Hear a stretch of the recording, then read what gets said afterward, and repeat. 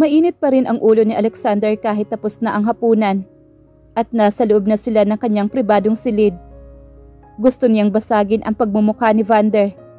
Kung umakto ito ay parang ito ang higit na may karapatan sa asawa niya.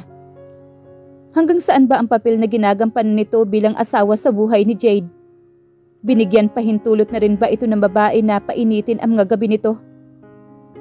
Marahas siyang napamura. Mahabang panahon ang 10 taon. At hindi patay na isda si Jade. Mainit ito sa kama.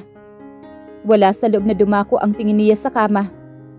Hindi na niya mabilang kung ilang ulit sila nagtalik ni Jade sa kamang iyon. 10 taon na ang nakakalipas. Pero napakaliwanag pa rin ang alaalang yon.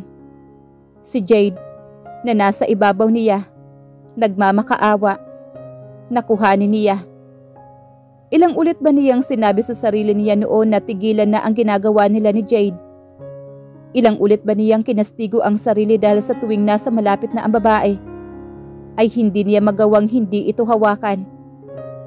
At sa pagkakataon na malapit ito sa kanya, hindi niya mapigilan na mahalikan ito. Kahit nakasama pa niya ang mga kagrupo niya noon, ay hindi niya mapigilang hindi maakit sa mapupungay nitong mga mata at sa mga labi nitong alam na alam niya kung gaano katamis humalik. Sa kada subok niyang ipahiwatig dito na gusto na niyang putulin ang ugnayan nila, ay umiiyak ito. At pagkatapos nun, hahalikan siya nito at mananatili sila sa ganoong posisyon hanggang sa makuha na ulit niya ito. Habang tumatagal tuloy ay mas kinamumuhian niya ang kanyang sarili. Suyang-suya siya kung bakit napakahina niya sa tukso. Tanging kay Jade lang, walang ibang babae na nakakagawa noon sa kanya. Hindi na niya namalayang nakatulog na pala siya. Kinabukasan ay mga katok sa pintuan ang gumising sa kanya. Si Ilara ang iniluwan ng pintuan. Lumapit ito sa kanya at inayapos ang mga kamay sa braso niya. Han, bumaba na tayo. Nasa pavilion sila at kumakain ng suman at cassava cake. Walang ingat niyang inalis ang mga kamay ng dalaga. Blanko ang ekspresyon sa mukha niya. Nagiging agresibo ka na, Ilara. Alam na alam mo namang ayaw kong niyayakap ako o nilalambing, lalo na sa harapan ng ibang tao. Pero hindi naman ibang tao ang pamilya mo. Pagdadahilan naman ni Ilara. And you are not getting any younger. Sooner or later, you will have to settle down. Gumisis siya na mapakla sa sinabi nito. Kung alam lang nito na matagal na siyang nakatali sa babaeng akala nito, ay asawa ng kapatid niya. Kung ipipilit mo ang gusto mo, Ilara, ay mas makakabuti sigurong bumalik ka na lang sa Maynila. Namilog ang mga mata nito. Nagiinit. No, I'm sorry, Han. Naiinggit lang kasi ako sa kapatid mo at sa asawa niya. Kumuyom naman ang kanyang kamao. Jade is my wife. That's Vander. Kamuntikan na niyang ihiyaw sa kaharap. Bumuntong hininga naman si Ilara. Okay, fine.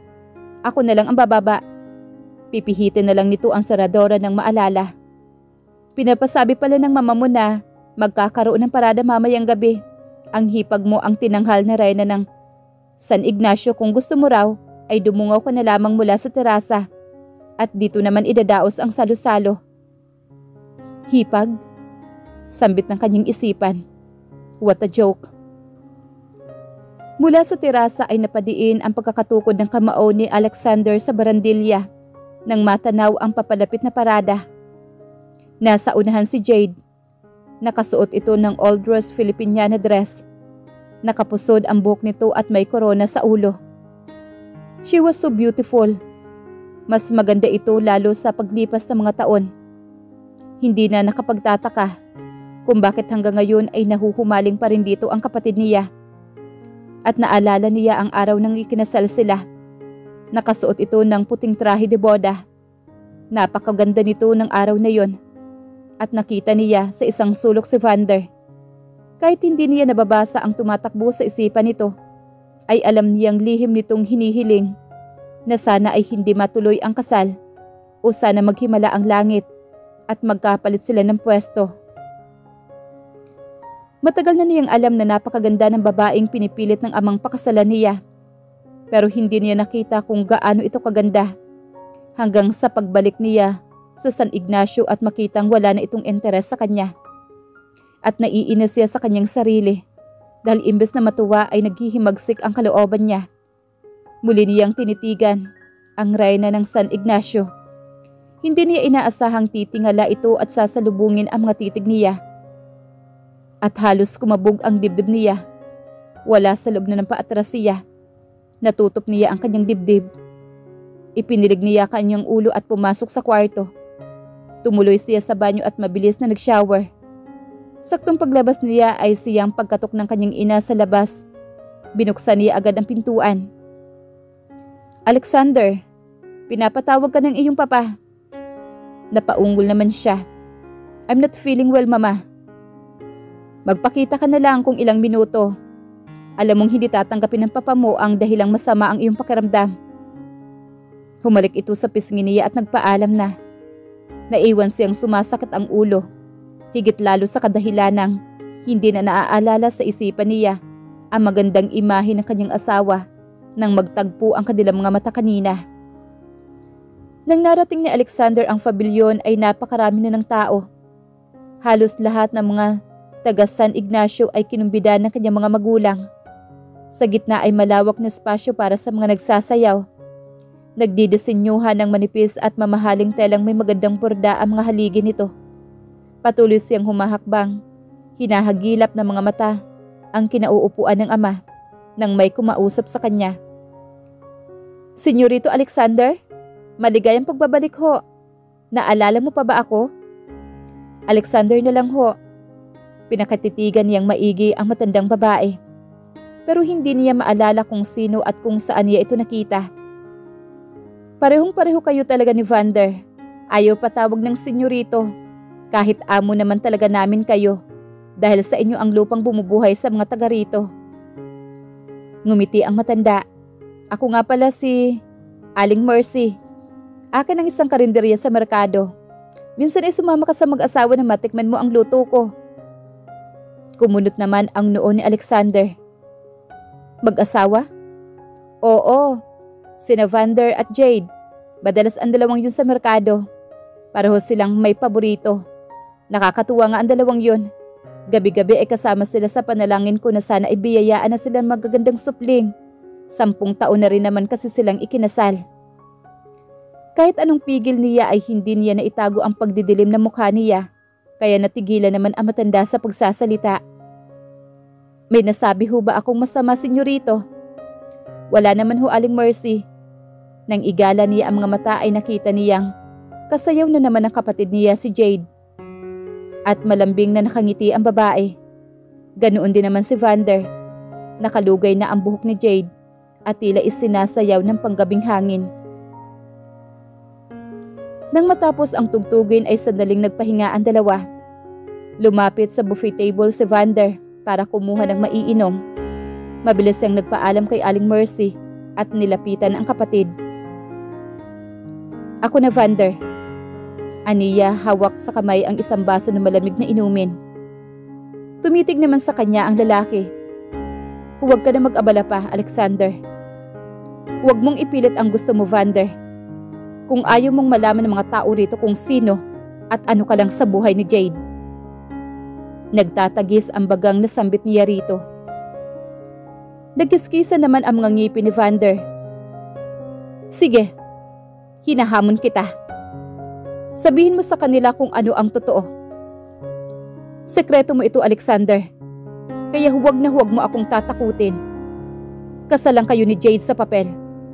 Kayang-kaya ko siyang agawin sa'yo." Ngumisi ito. Puno ng pang-uuyam. "No. Mali yata ang pagkakasabi ko. Uulitin ko nang mas maintindihan mo. Walang aagawin sa'yo, Alexander. Dahil hindi na siya sa'yo. Pinakasalan mo lang siya, pero hindi mo siya nagawang panindigan. You have lost her already, brother.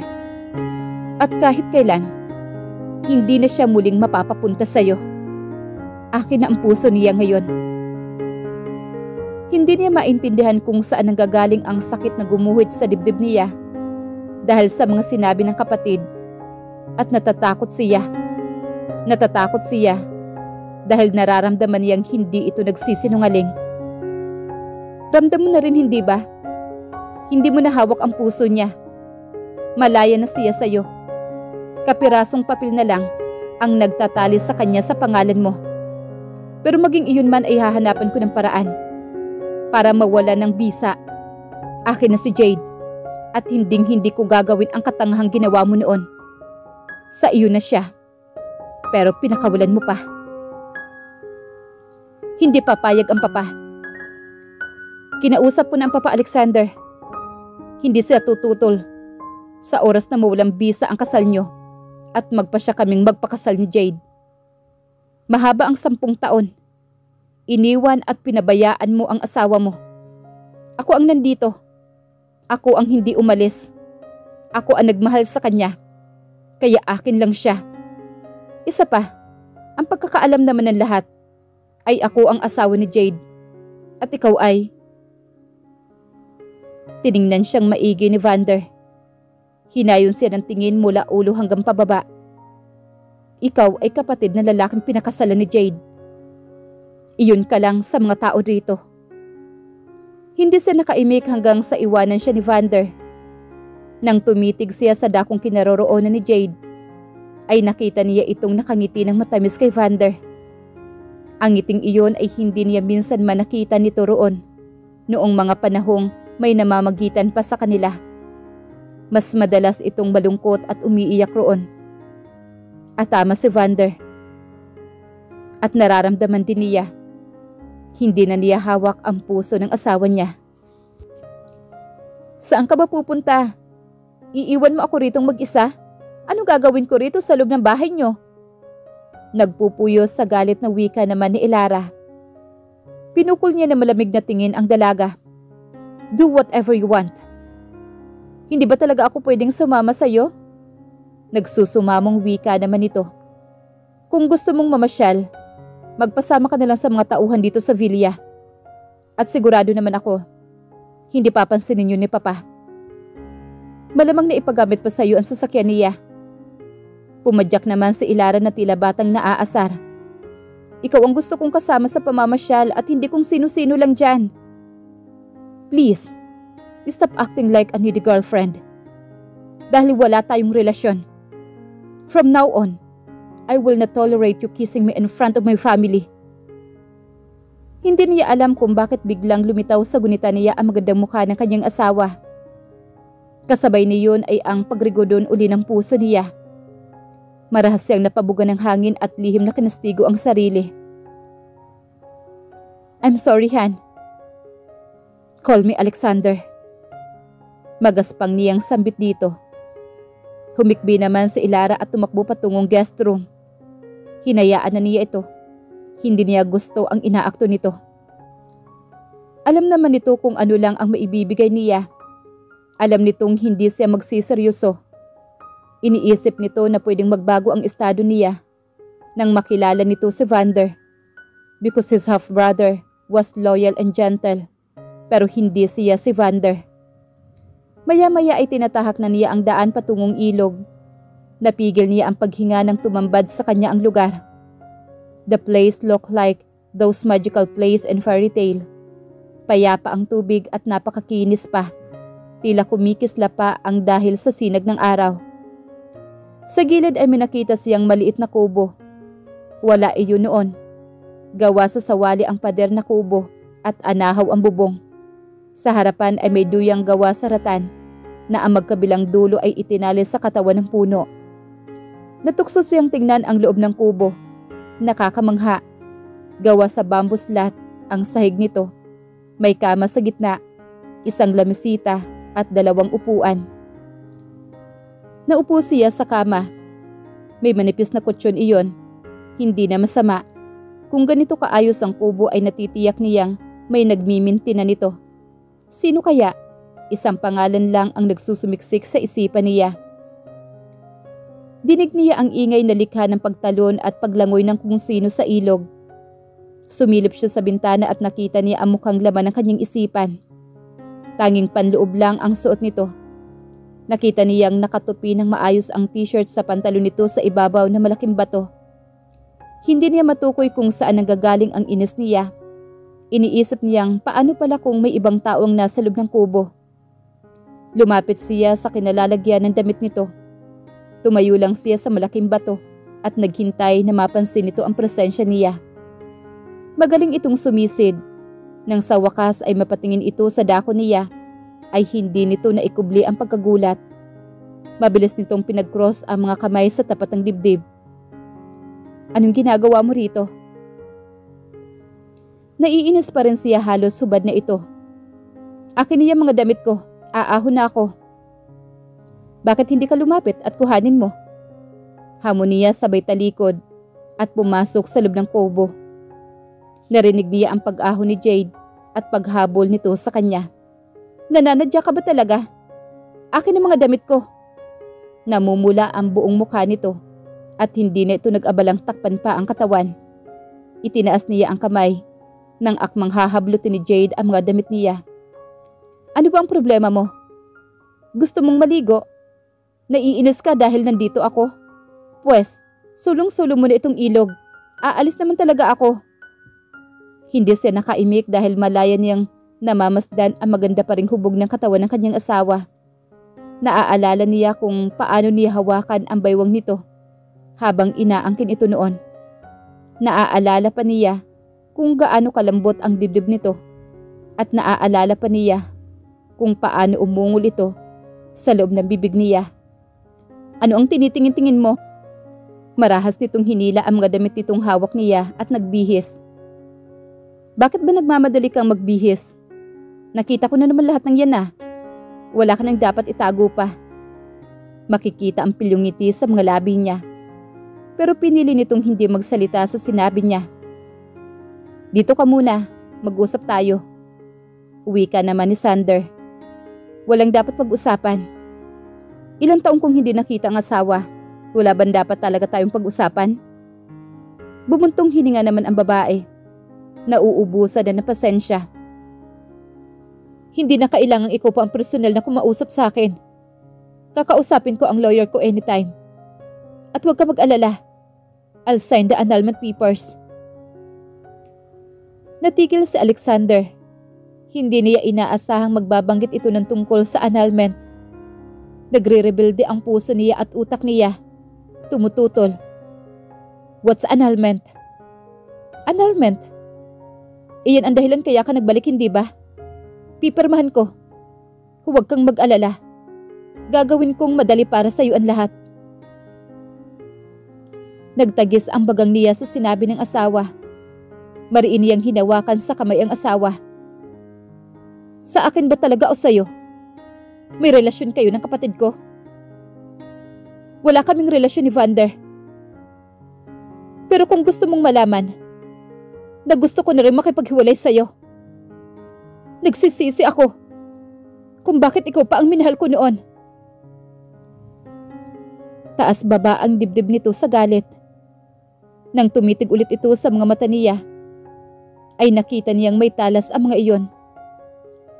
Sana si Vander na lang ang pinakasalan ko. Sana hindi ko na inaksaya ang buhay ko sa isang walang kwentang katulad mo. Kulang ang sabihing nagulat siya.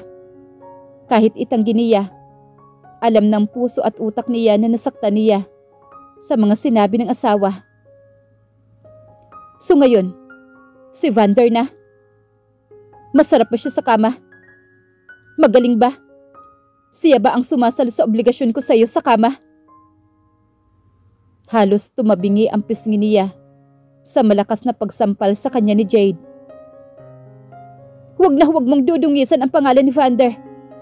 Dahil malayong malayo siya sa iyo.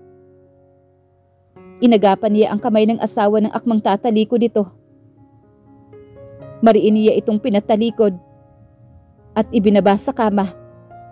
Pagkatapos ay kinubabawan niya ito at sinabasib ng halik ang labi nito. Pero natigilan siya. May init na lumulukob sa dibdib niya. Dahil ang mainit na paghalik niya sa asawa ay nararamdaman niyang tila nakabalik siya sa kanyang tahanan. Nawawala. Tinitigan niya ang mukha nito. Nakatitig din ito sa kanya. Nagiinit ang mga mata. I'm sorry, Jade. Huling beses mo na itong gagawin sa akin, Alexander. Tandaan mo, hindi na pareho ng dati ang damdamin ko para sa'yo. Pagkasabi niyon ay iniwan na siya nitong naguguluhan at nalilito. Mainit ang ulo ni Alexander nang bumalik siya sa malaking bahay. Si Elara agad ang sumalubong sa kanya. Kahit gustong gusto niya itong hawiin pagilid, nang ibalandra nito ang sarili sa harapan niya, ay nagpigil pa rin siya. Han, I'm sorry sa nangyari kanina. Naiinip lang talaga ako. Stop. Mariing saway niya sa babae. Just stop calling me that. Bakit ba? Wala ka namang reklamo noon ah. Ano bang problema mo, honey? Hindi ko gusto, Elara. Iyan ang problema. Nang sabihin mong gusto mong sumama, hindi ako pumayag. Pero sinabi mong kukumbisihin mo ang ama mong mag-invest sa kumpanya namin. I said yes for the business. Pero tinapat na kita. Wala kang aasahan sa akin. Wika niya sa malamig na mga mata. Sinabi niyang umalis ito sa kanyang harapan. Pero nagmatigas ito hanggang sa dumating ang ina niyang si Maria. Ano nangyayari dito, Alexander? Pangungusisa nito.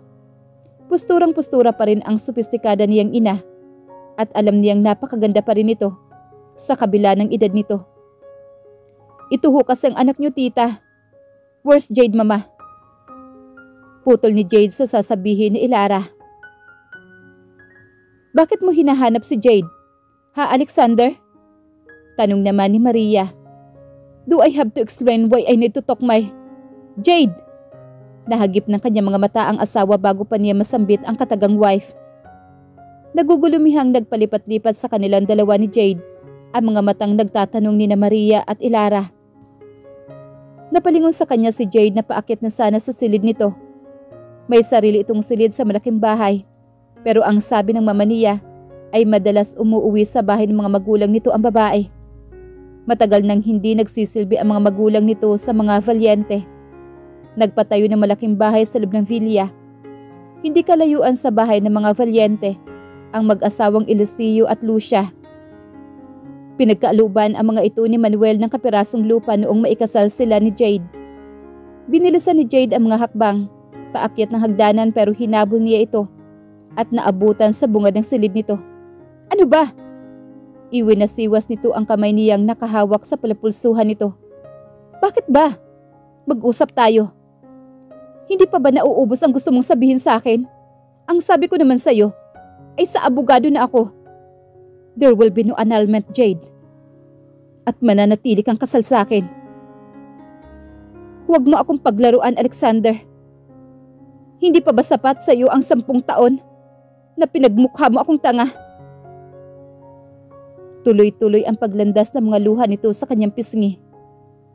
Natigilan naman siya.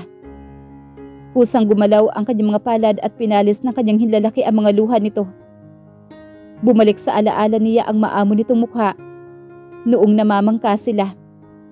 Noong sinagip niya ito sa kamuntikan ng pagkalunod, ang pagbibigay niya rito ng bulaklak at ang paghabol nito sa kanya, sakay ng kabayo noong pabalik na siya ng Maynila. Tinitigan niya ito sa mga mata at ang nakikita niya lang ay pagkapuot. Ikaw ang humiling nito, Alexander. Naalala mo pa ba ang sinabi mo sa akin noon? Noong tumawag ako para batiin ka sa ating anibersaryo. Tumawag lang ako para batiin ka ng happy anniversary. Mahina siyang tumawa. Ang klase ng tawang puno ng pang-uuyam. Is this a joke, Jade? Hindi. Bakit mo ginagawa ito? Sarili mo lang ang pinahihirapan mo. Sinabi ko na sa'yo, tumigil ka na. Sa pag-asang, may mangyayari sa kasal nating ito. Pagdiriin niya. It's legal and binding. Mabuwal nitong sambit. Kasal tayo. Legal yun. At asawa mo pa rin ako. Tinapat na kita, hindi ba? Dati pa, ang sabi ko, huwag kang umasang tututuhanin ko ang kasal natin. At huwag mo nang aksayan pa ang buhay mo sa paghihintay na darating ang araw na mararamdaman ko kung ano ang nararamdaman mo para sa akin. Dahil hindi mangyayari yon. Bigyan mo naman kasi ako ng pagkakataon. Kahit saglit lang. Subukan naman natin, no?